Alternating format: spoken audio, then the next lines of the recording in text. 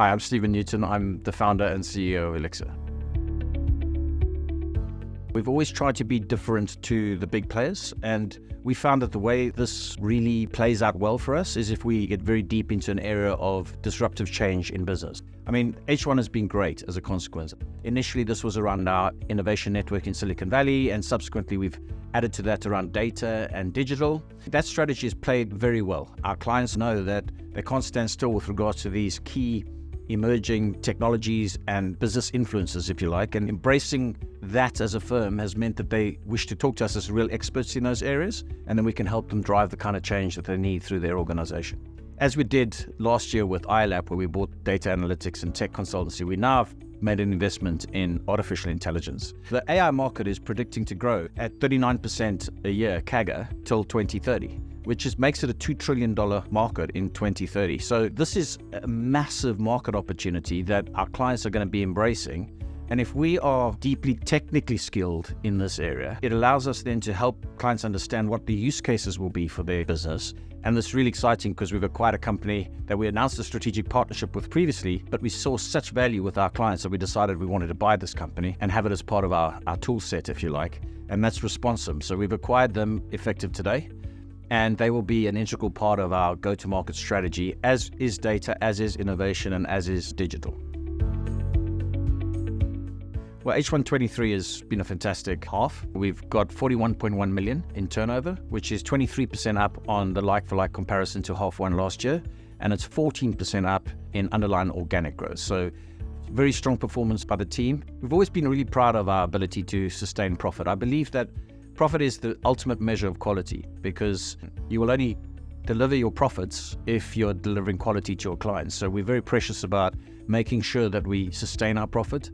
And we've always forecast between 28 and 30, and this half at least, we're actually at about 30%. So we're very pleased with our profitability. And I think this emphasis on delivering high quality services that are differentiated to our clients is what allows us to sustain profitability as we scale. We keep investing in the capabilities around digital, AI, innovation, and that deep knowledge, coupled with the capability to help our clients use that technology and capability to deploy it in their businesses to drive meaningful change, is the reason we can sustain our profitability.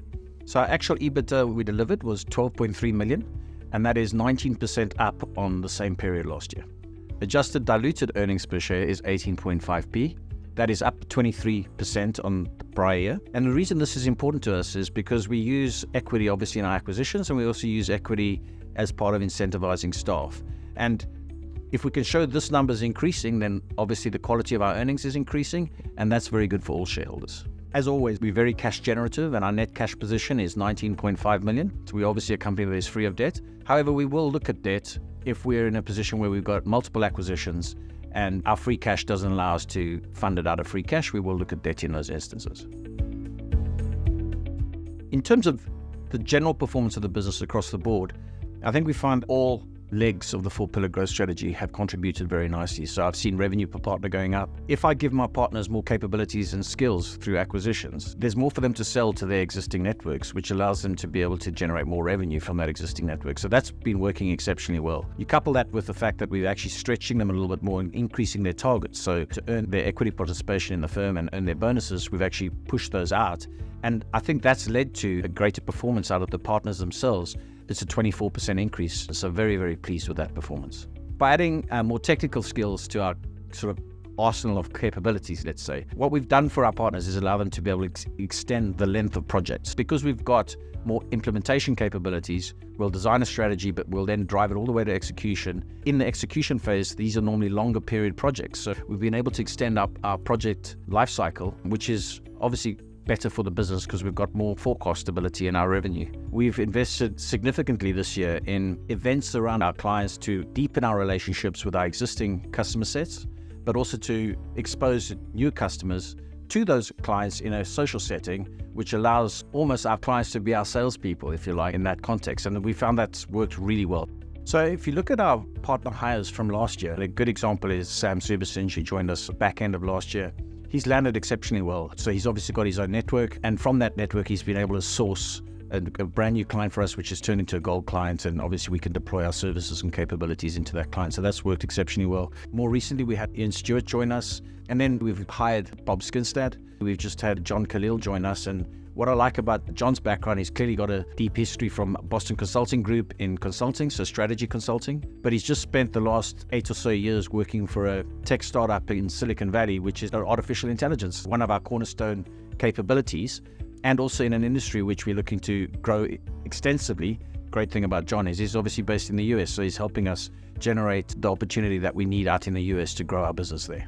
I announced earlier we've acquired the company Responsum, and as is usual with our acquisitions, the leadership of those companies tend to come into the team as partners, and Steve is the leader of that business who will be coming in as a partner, and he has got a long track record in artificial intelligence and obviously brings us a very deep capability into the firm to be able to help drive our business in that space. I see a great opportunity for these hires to deliver a lot of value to us. Promotions is a very crucial part of our organic growth strategy because people tend to land and be productive very quickly because they're steeped in the company's culture and its performance expectations and capabilities, etc. So, we've had 3 great promotions this year. We've got Dan Correll and Rory Farquharson, who are both officially partners from Q3 this year. And then we recently promoted Nick Larson, who's our first promotion from one of our acquired companies. And this is from iLab, which is our data and tech business. Even through our acquisitions, everyone has an opportunity to get to the partner table. And Nick's the first person that we've promoted from within one of our acquisitions. So we're really excited about that. Our principal pool is fantastic. It's the best it's ever been. And usually, it takes people about 3.5 to 5 years to go through the principal grade. So if you're looking at our average at about 3.5, that means there's a lot of people in there who are knocking on the door, which is exactly what we want. And as soon as they're ready and as soon as we see them facilitating our growth, we will be making those promotions. So we're really excited about the core foundation stones that we need to help get that sort of organic internal promotions working. So it seems to be working very well. Our 4th pillar of our strategy is obviously acquisitions, and this is an extremely important part of our business strategy.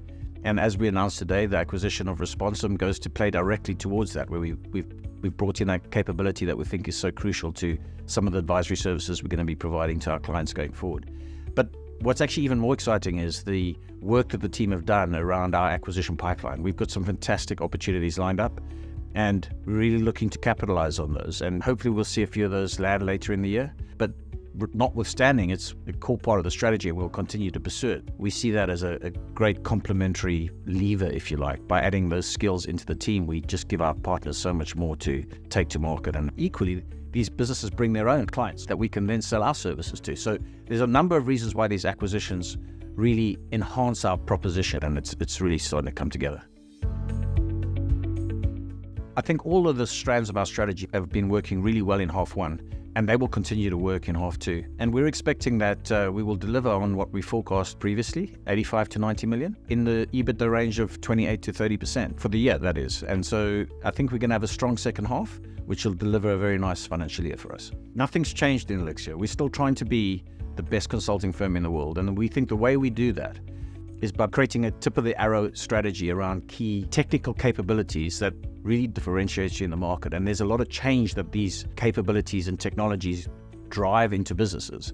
And then we will help businesses make all the necessary change and transformation around those technologies, finding the use cases and delivering the business value that they're expecting from these disruptive influences. We still wish to be the best consulting firm in the world. We're still aiming at $1 billion company in 3 to 5 years. We think that's incredibly achievable. All the building blocks are in place. We've got great partners. They're growing their revenue base. They're getting more capabilities to sell. We're getting brand new capabilities into the firm, like we've recently announced with Responsum. And this is all really starting to work. And the opportunity to bring new capabilities in with some of our acquisitions and even with some of our partner hires, I'm incredibly excited by the growth prospects of this firm.